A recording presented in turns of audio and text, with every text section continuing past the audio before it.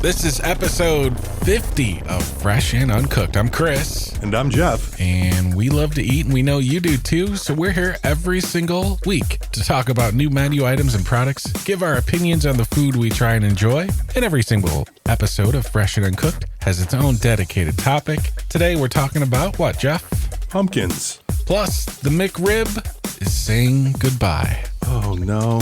But is it really? Probably not. KFC adds a new sauce to its menu.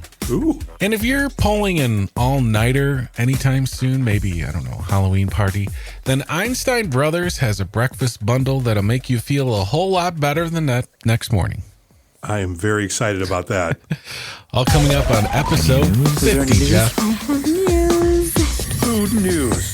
Bad news travels fast. We talked about Taco Bell last episode, if you remember. Mm-hmm. And of course, we mentioned many things that they've taken off the menu and brought back. McDonald's has announced that the McRib is coming back on October 31st for a limited time, and it's calling it its farewell tour. Oh, this has happened before. Is it just a marketing thing? Is it a Taco Bell-like thing? Are they kind of joking with this promotion? It's kind of hard to read how they're like talking about this farewell tour for the McRib. Certain markets always get the McRib like we do in Chicagoland. Mm-hmm. I think we pretty much get it every fall, and nationwide in the fall it has come out for 3 straight years. So is it really a farewell tour? I guess we'll find out. But here's a quote from their press release from Mickey D's, Jeff.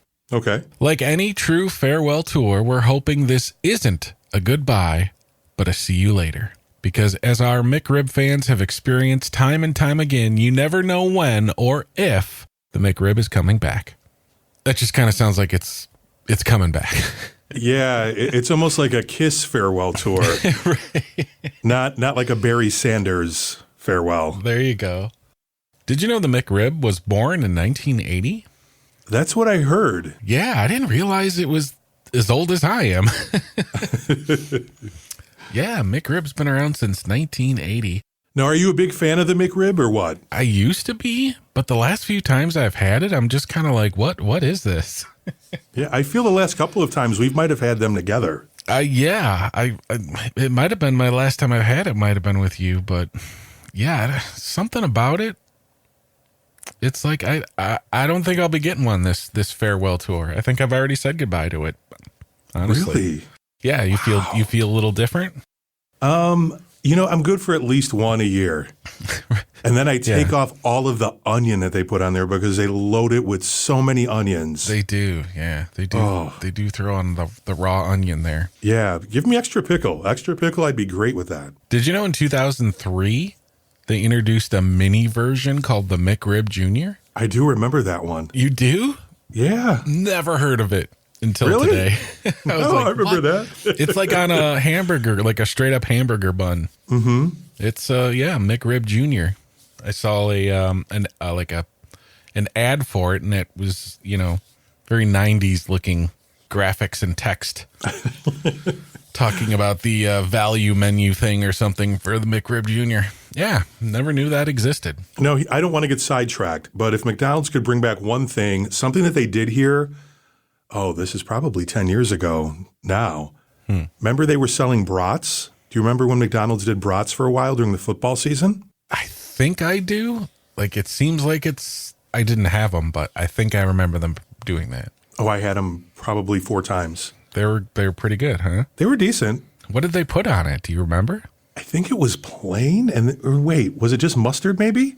The McDonald's mustard. That might be good. Do you not like McDonald's mustard? Their hot mustard, as you know, is a favorite of mine. Oh, I still have some in a bag sitting on my counter. That might be really good on a brat, actually. Oh, that would be stellar on a brat. That'd be stellar on anything with your fries. Inside of a milkshake. Now I'm just getting crazy. The hot mustard McFlurry. It would be so good. It's a secret hack menu. Yeah. I love mustard, all shapes, sizes, colors, grinds, and textures. But I'd have to say, the McDonald's mustard isn't really my favorite. Burger King has a better mustard. Yeah. I guess what it is I don't put mustard on a burger. Maybe that's... Yeah, at home, I would never do that. Yeah, never, ever. Wouldn't even cross my mind. So maybe that's why I don't really like McDonald's mustard, but I don't know. How about Buffalo Ranch? Buffalo Ranch is good. Well, KFC has added that sauce to their permanent menu. Wow, KFC, look what you're doing. Buffalo Ranch, of course, a classic buffalo wing sauce mixed with creamy ranch, blended peppers, buttermilk, herbs, and spices. Why not? Yeah. Their KFC sauce, their secrets, I think it's just called KFC sauce. Mm-hmm. It's kind of like a sauce of their secret herbs and spices. That stuff's good. It is good. But hey, having a couple options for whatever chicken you might be getting there, like Buffalo Ranch, sounds even better. Yeah, I like that.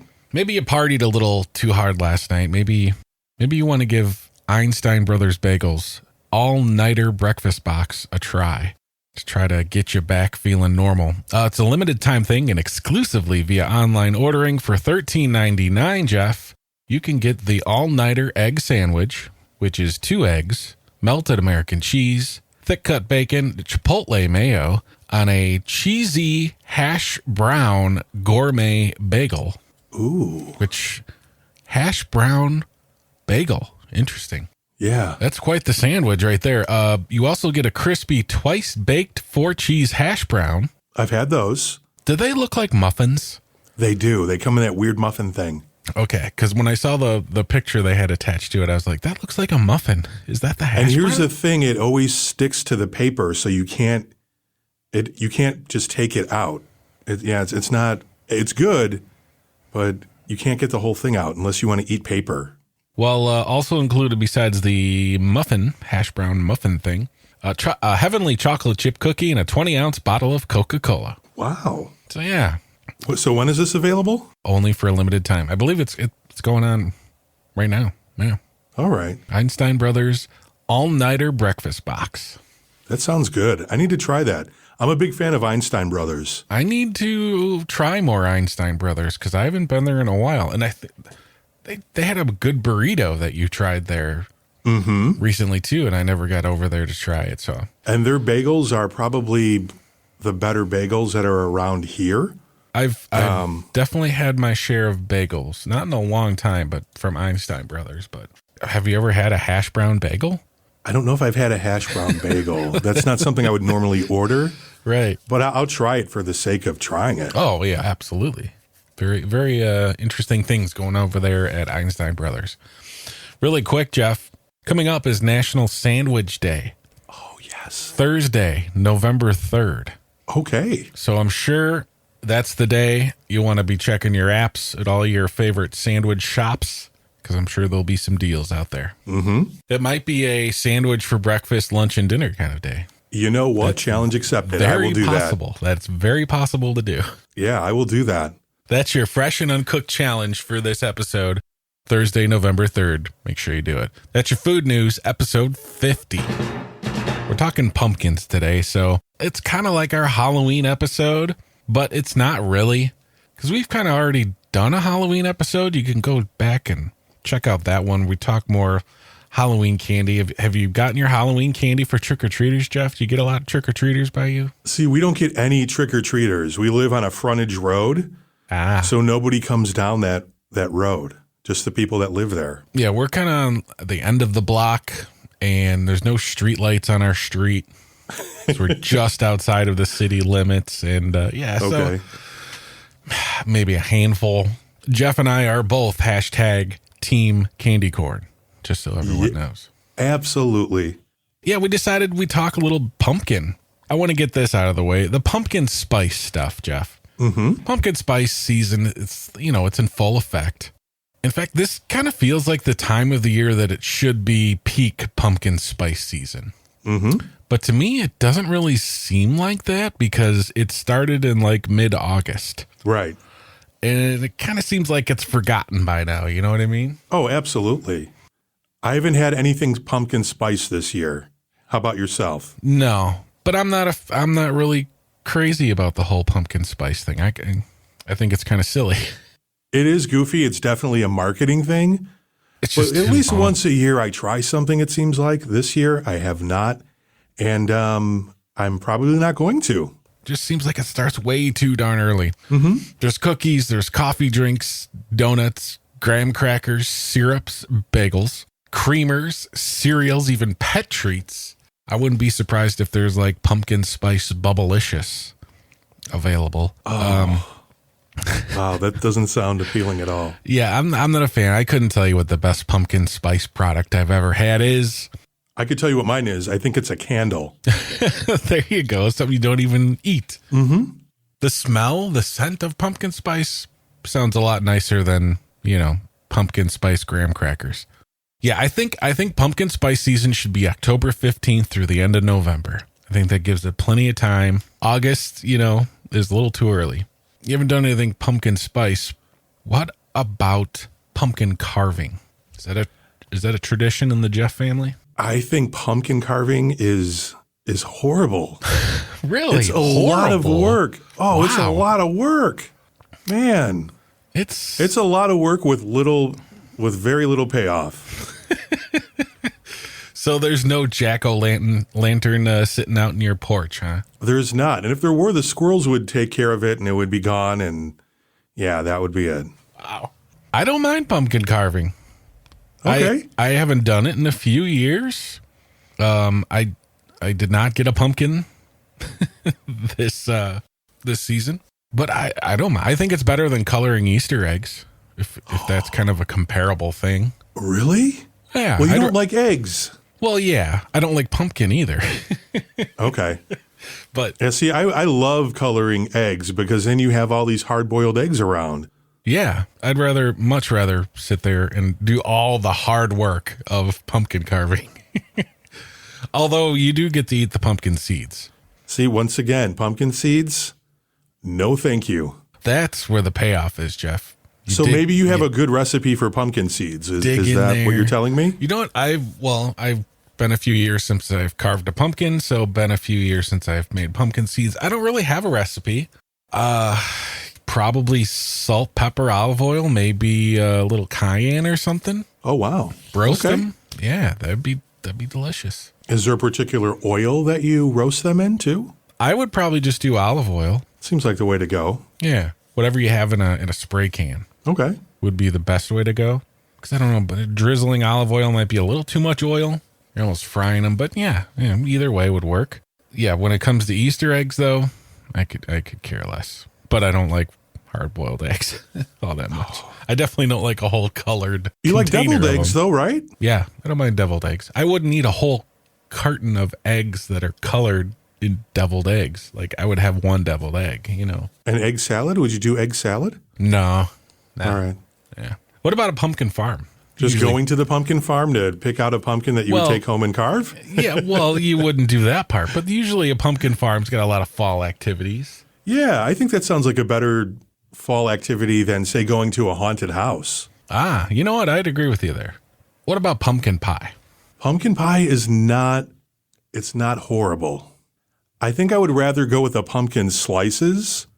Do you know what I mean by that? It's almost like pumpkin pie, but it's just in a slice. And I think they're usually made probably like on a sheet pan or something like that. Like just like a slice of pumpkin pie or like a... It is, but it's not in the pie like form. Like a sheet pan pie, but pumpkin pie kind of thing. I think that's how they're made. I know bakeries will have pumpkin slices. Yeah, just like the squares. And those are fine once in a while. And truthfully, I'm good with maybe one or two of those a season. Is it just pie crust on the bottom and the pumpkin in the filling? Yeah. So you prefer your pumpkin pie in a square shape compared to like a triangle shape? I guess. I mean, there's something about pies. Is pie great? No, it's not. No. And I'd rather have a cookie than a pie. Oh, 100%. A pumpkin cookie. I think I've had one of those too. I did. I wouldn't. I'd pass on a pumpkin cookie. I had just a piece of it. I was like, oh, let me try that. And then I was good after that. Whipped cream on the pumpkin pie? I am not a whipped cream person, really. Not at all. Huh? No. You like French silk pie? French silk isn't bad. Got a lot of whipped cream on top. It does, but I try to get rid of half of it. Scooping off the whipped cream. Oh, yeah. Yeah, I'm just pumpkin pie, any kind of pie, really. Pumpkin pie, apple pie, of course, this time of year. I don't really like pie in general. But if I was forced to choose between pumpkin and apple, I'd be going apple all the way. Oh, really? Oh, yeah, 100%. So I had apple pie in kindergarten, and it was the day before I got sick. So I don't eat apple pie very often because I associate it with being sick. Yeah. It's some kind of weird mental thing that happens when you're a young child in kindergarten and all that kind of stuff. But yeah, so I'm not a big apple pie fan really at all. A little traumatizing for Jeff. Yeah. That's all right. You're not missing out on much, honestly. I mean, I don't think so. People are probably up in arms. up in arms right now thinking, who are these guys? Yeah, what is going on here? What is going on? No whipped cream, no apple pie. Jeff and I just aren't dessert guys in general. Not a dessert person. A good cookie does good I'll by take me. a cookie. Cake, pie, nah. Cookie, sure. Cheesecake, absolutely. Yeah, cheesecake is solid. Ice cream. Although today I had some pretty bad cheesecake. And when you have bad cheesecake, there's, man, what does bad cheesecake taste oh, like? if it's warm and they put on, and there was a little bit too much cinnamon on the cheesecake. It's like, what did you do here? How did you mess up such an amazing dessert? Warm cinnamon cheesecake. Oh, goodness, it was not good. So if you make pumpkin pie, and I'm sure a lot of people, this is probably the most popular time for pumpkin pie, October and definitely November as we head into Thanksgiving. Yeah, it's so overrated, but it's probably the time you're buying that can of pumpkin if you're making some homemade pumpkin pie. And it's probably the only time of the year that you buy said can of pumpkin. Right. Because what else are you doing with canned pumpkin, Jeff? I couldn't even begin to tell you. I think people... What else? Yeah, I think people use it for other things. Maybe pumpkin muffins. I can't think of any like entree. Pumpkin bread? A good pumpkin bread? Yeah, definitely more in the baker's side of things. See, I don't mind a pumpkin bread. That sounds pretty good. Pumpkin bread does sound like the best thing we've said with the word pumpkin in it so far. Yeah. Yeah. Maybe a little light frosting on top, like a cinnamon roll kind of frosting. Yeah. That'd work. Not too much cinnamon because that will mess anything up, including cheesecake. All right. What about other types of squash? Pumpkin's a squash, right? I would consider it the squash family. Yeah. The gourds. A spaghetti squash or what have you? Have you ever had that? I've had spaghetti squash. Not my favorite squash, though. No, not mine either. It's okay. I'm putting butternut squash on the top of the list. With a little bit of butter and brown sugar? I actually go with just olive oil, salt, and pepper. Ooh. But yeah, you could dessert it up. I mean, those things, the butternut squashes are pretty big. Yeah. So you could take half of them and do an olive oil, salt, and pepper, and roast the other one and do brown sugar or butter. Mm-hmm. And yeah, that's fantastic. Acorn squash isn't bad. It's not bad either. I think both of these are better than pumpkin. Oh, 100%. Yeah. I say get on with the pumpkin and bring on the peppermint. You're a big peppermint fan. Love peppermint. Okay. Yeah. Bring on the peppermint. Well, that sounds like we need to have a discussion on peppermint at some point in time in the future, Chris. You know, holidays are coming up. As soon as pumpkins gets its big, ugly orange butt out of the way, the world can have some red, white candy cane peppermint. Jeff and I just aren't really fans of pumpkin, but we both like squash a lot better. There you go. Basically what it boils down to. Well, Jeff, this was episode 50, man. I think it's great, and I don't know why we wasted episode 50 on pumpkin. Yeah, right? It almost feels like we need to make it up with something good. It's almost like, when you turn 50, you get all the gag gifts. Mm-hmm. It's kind of what happened here, I think. Yeah, and tonight, Taco Bell for dinner. Oh, yeah? Yes. What are you thinking? Yes. Well, thanks for listening to Fresh and Uncooked. Check out the show notes below for links to all of our social medias. You can also leave a review. Comment, review, subscribe. Yeah. Show us some love. Until next week, Jeff. Enjoy what you eat.